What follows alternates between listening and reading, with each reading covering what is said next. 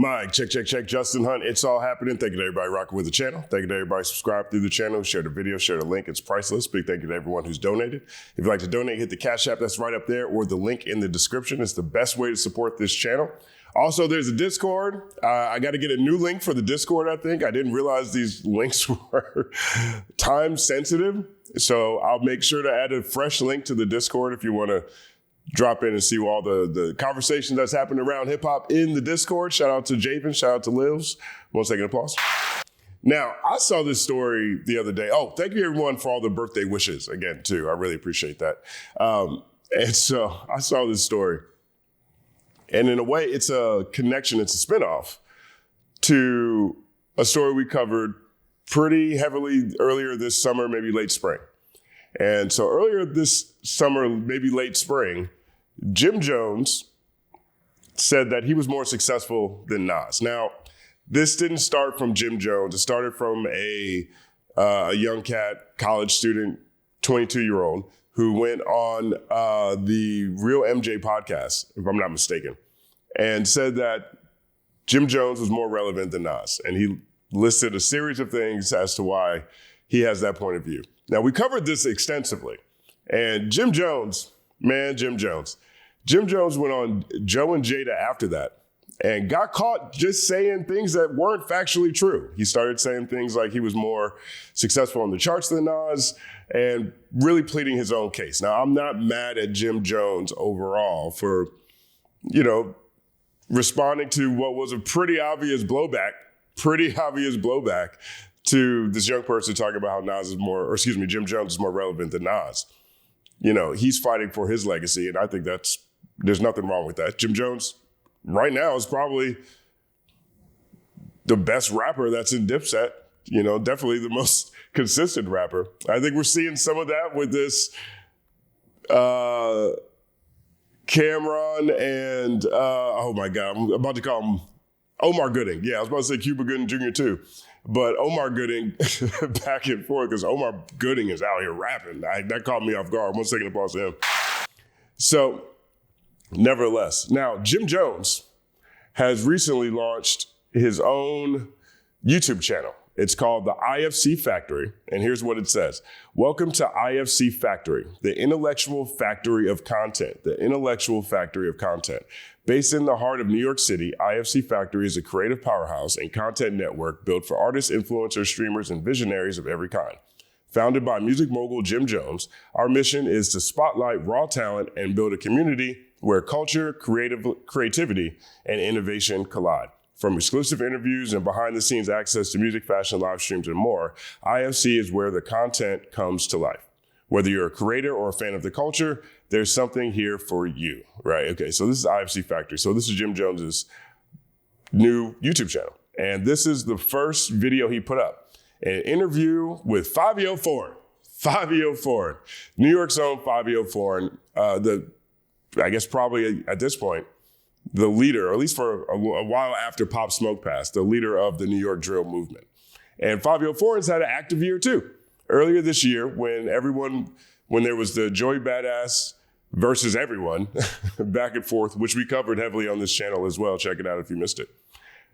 Fivio Foreign actually ended up getting into a streamer beef with Plaque Max. And Fivio Foreign and Lil TJ got into a beef with Plaque Max during one of Plaque Max's live streams. And they pulled up to his live stream and they were smoking in the Airbnb. And Plaque Max ended up telling them, hey, you can't smoke in here, man. We need you to chill out. And they didn't want to chill out. It didn't turn into fights or fisticuffs. They ended up leaving, but it was a really awkward situation. Deleted has a great video about it. 1 second applause to Deleted. He has a great video about that whole situation. I'll put a link in the description to that one if you guys want to see what happened there. But that happened earlier this year. And then Fivio, in the aftermath of that, ended up making a diss track called Plaque Max, where he was dissing Plaque Max. All this stuff has been going on. I didn't cover that story, the Plaque Max, Lil TJ, Fivio Foreign story. I don't always, most of the time I'm not covering other creators like that. But that one I just let slide because I've just found the Joey Badass versus everybody spirit of competition rap battle more interesting. Okay. Now, that brings us today. Fivio Foreign is the first person that Jim Jones has interviewed on his new YouTube channel, IFC Factory. And Fivio Foreign ended up going viral for the wrong reasons. And largely because of what happened with Jim Jones earlier this summer, late spring, when it comes to Nas. So here's a clip we're going to take a look at. And here's Fivio Foreign and Jim Jones talking about Fivio Foreign's influences. Okay. Can I just say why? All right, let me just say one thing. What I feel. I grew up with niggas like Sosa, Gino. First of all, this is where it goes crazy. Fivio Foreign says he grew up on Chief Keef, on Sosa. Now, Fivio Foreign is 5 years younger. Excuse me, Fivio Foreign is 5 years older. 5 years older than Chief Keef.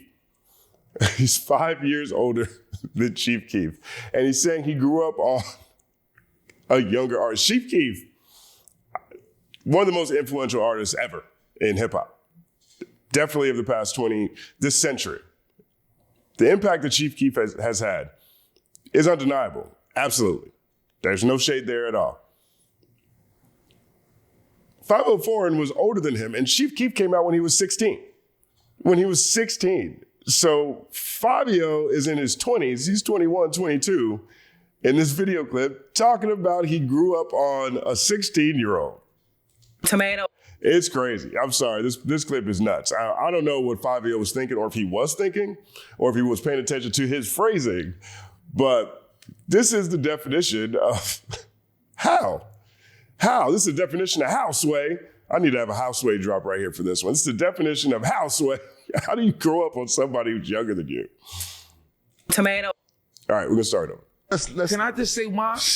All right, let me just say one thing. What I feel. I grew up with niggas like Sosa, Gino, and I'm not saying that the man is wacky. He's not a legend. He's been out for years. Look, I got a song with the nigga, and I got a song on the album got a Grammy. But I can't sit there and say a Nas bar to you. Look at his face right here. Look at what he's. I mean, this is one of those moments where this is probably better just to not say anything. Now, I don't know if Fivio expected this point to come up on this conversation, if he had been paying attention to what happened with Jim Jones and Nas, that conversation, that discussion earlier this year. He is on King's Disease. King's Disease won a Grammy. Nas reached out, had Fivio Foreign, one of the youngest, most active, celebrated artists in the New York drill scene, had him on his album. And now Fivio is sitting here saying, I can't tell you one Nas verse. I can't tell you, downplaying the impact of one of the 5 most important people in hip hop history after being on that man's album. Tomato. Listen to this again. And I got a song on the album got a Grammy. But I can't sit there and say a Nas bar to you or a song, I like One Mic, or like a song that's like. I don't know how he doesn't know I Know I Can. I feel like everybody in his generation had an elementary school function event where you had kids singing I Know I Can. I don't know how he doesn't know that one. But I can. It's not me. So, but I understand. So that's what I want the people to know. Like, but I can. Because Nas was my era. You understand what I'm saying? Like, Nas was my era. Like I came up fucking with Nas. Like, we knew, I know the Nas shit. You heard? But moving forward, I started a whole new era and a whole new genre and a generation of people that you did. But I just be doing me. But I'm just telling you how that was. So now that we on that type of shit, so who were some of your biggest influences as rappers coming up? Like, who made you feel like you wanted to become a rapper? Who was some of the people that you wanted to dress like? Like, let me hear some of that, because that's the essence of what makes. I feel like this is a leading question right here. He know Fivio gonna talk about Jim Jones. He know he gonna talk about Dipset. the nigga become a basketball player? What makes the nigga become, like, who was that for you? I'm gonna keep it real. I was infatuated with Chief Keef in Chicago. He's saying it again. He's saying it again. Keef came out when this man was legal. He could get drafted. He could buy alcohol. This man, Chief Keef is younger than him. Look at his face. I was infatuated with this little kid. I was infatuated with this teenager. This is crazy. Tomato. Waited with Chief Keef in Chicago.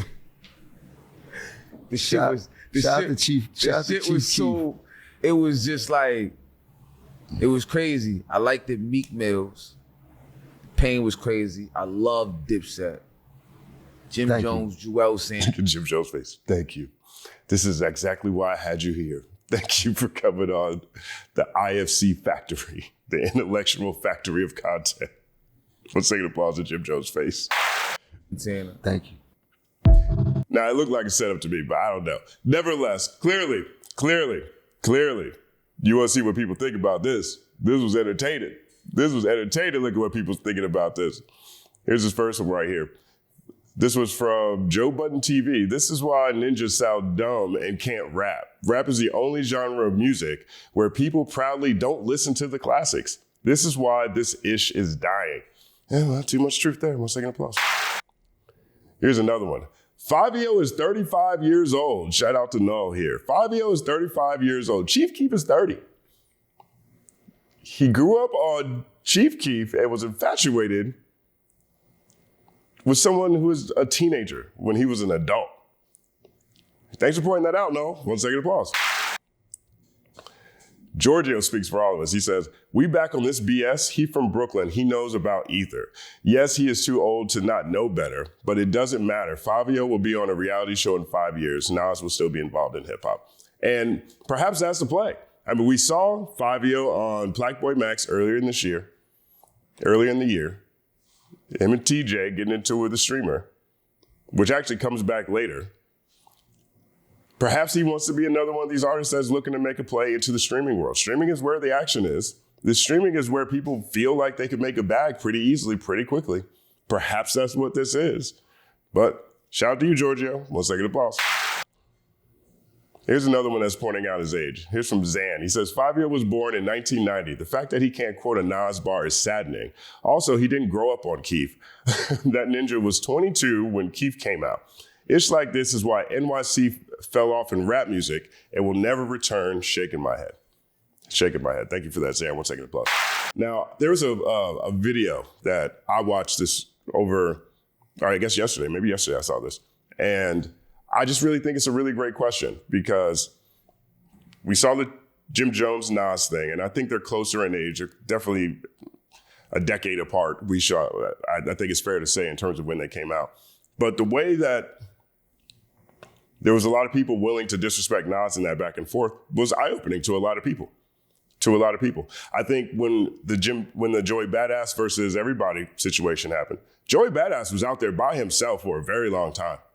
And not even necessarily from the perspective of people coming to support Joey Badass, because Joey Badass is the one that threw the flag, threw the hat in the air. So of course he's got to stand on his own. But even people that are willing to rap. Again, I mentioned that happened at the same time as Black Boy Max, Lil TJ, and Fivio Foreign did. And there was way more energy around that than what Joey Badass was doing in the first rounds in the beginning of the year. But the number of rappers from New York who weren't even interested in rapping, no names, was also a big storyline and very apparent. The New York hip hop, or at least I don't even want to say hip hop, but the New York rap ethos appears to have evolved quite a bit. When we were talking about Skepta and Jordan Lucas, one thing Skepta was talking about, or a conversation that came around that, and even in my conversation with Sky Zoo, was talking about how people in the UK understand the influence that they've had on New York drill. You know, so we're in a different era when it comes to the reputation of the Mecca. You look at every other region, you're starting to have examples of people leaning into lyricism again, or leaning into regional sounds again. Shout out to Cardi B, she did that with the Imaginary Players joint. But we've seen what Metro Boomin just did. He went and got all of the icons from the aughts of Atlanta, put them out. You see what Chance the Rapper just did. I mean, that album is a fantastic representation of Chicago. One second applause to Chance the Rapper. And it's stories like this that continue to come out of New York, right? So that prompted one of my favorite people that I followed, T Love Speaks, PhD. She asked an amazing question here. And so here's what she says. So I just got one question. The clip with Jim Jones and Fivio Foreign is going viral. And in the clip, Fivio Foreign is saying that, he don't really know Nas music, even though he did a song with Nas. And I think it got a Grammy.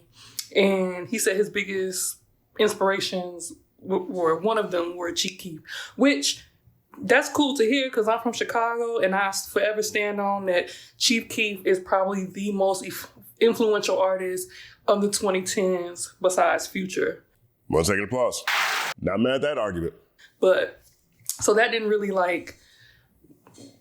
catch me off guard. But what does catch me off guard is why does it seem like there's this effort in New York to slander Nas? I don't understand how New York has some of the greatest rappers who ever lived. And it just seemed like y'all the main ones that are just kind of punching down on your own legends. That don't even make sense. And then, I don't know, I think it has a lot to do with New York, currently, not having an identity in music. I know y'all gonna kill me for saying that, but it's true. It is true. 1 second applause.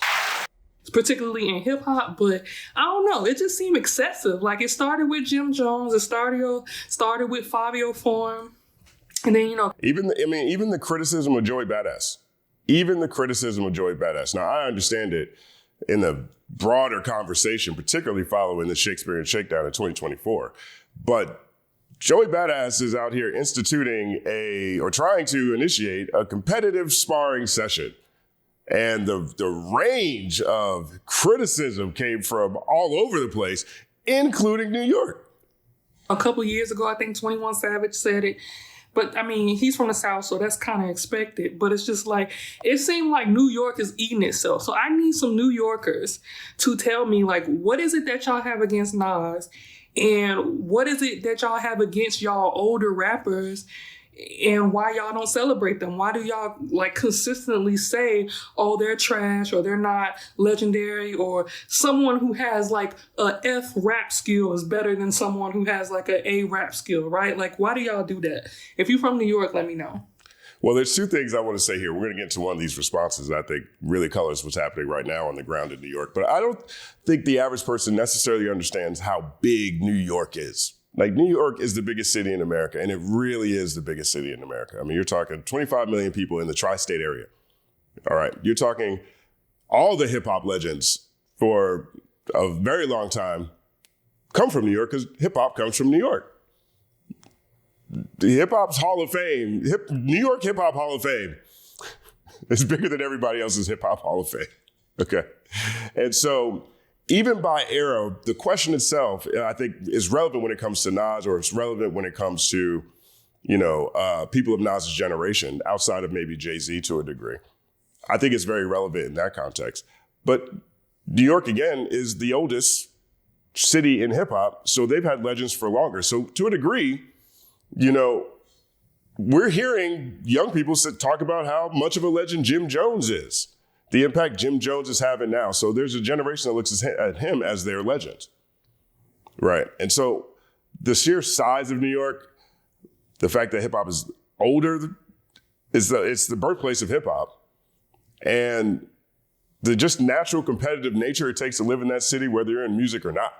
Everything in New York is urgent. You're trying to get on the subway, it's urgent. You're trying to get a seat on the subway, it's really urgent. Right. So I think all of those things kind of bleed into what's happening now. New York trying to find a sound again.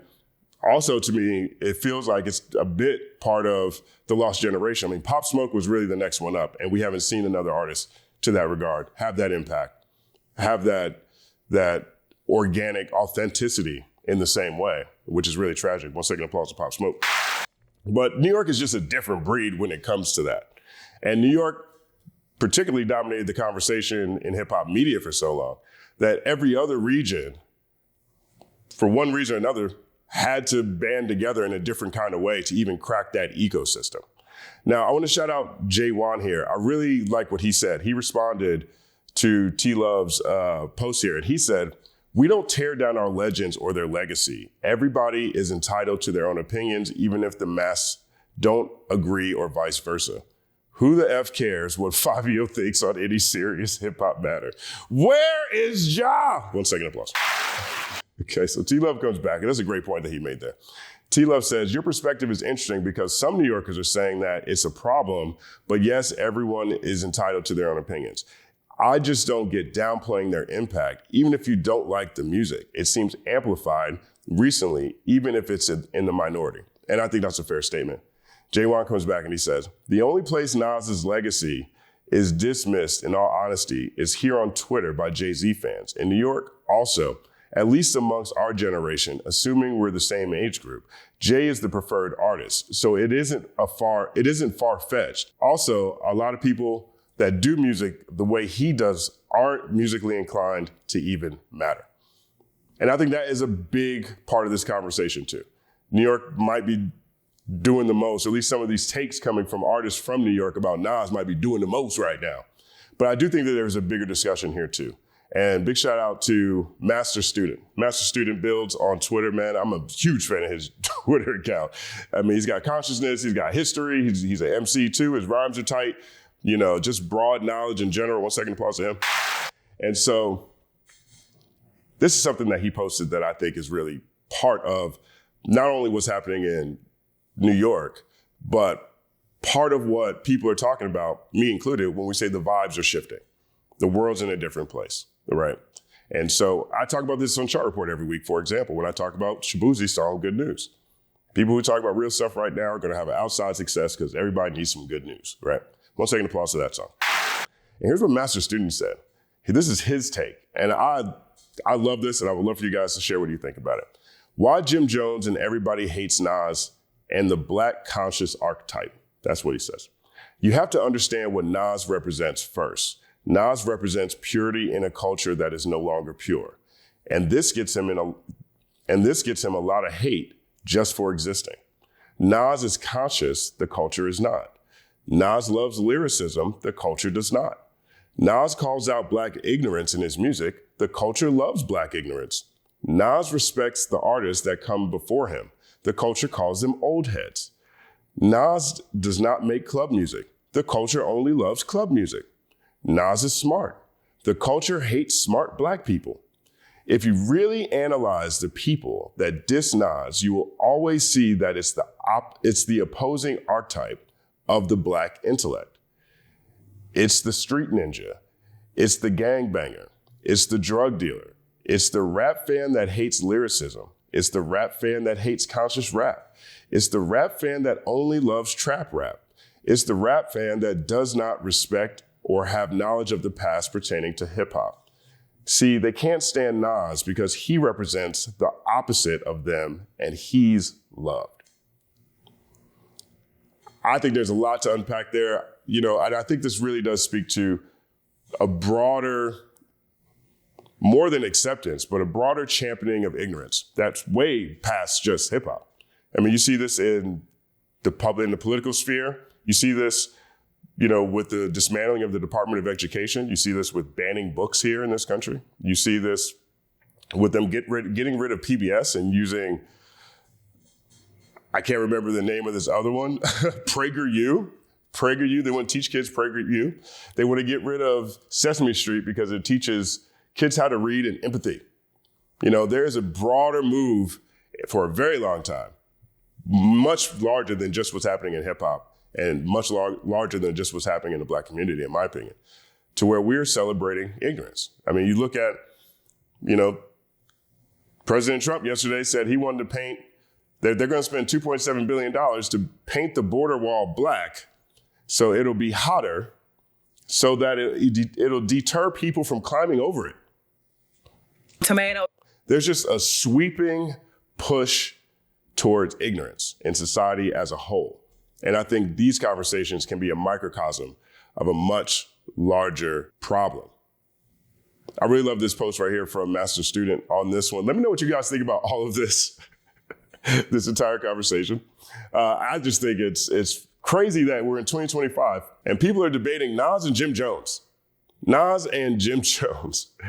Let me know what you think about all this. My name is Justin Hunt. Like, subscribe to the channel. Follow @TheCompanyMan on everything, including the Company Man Podcast, where we listen to podcasts. It's all happening.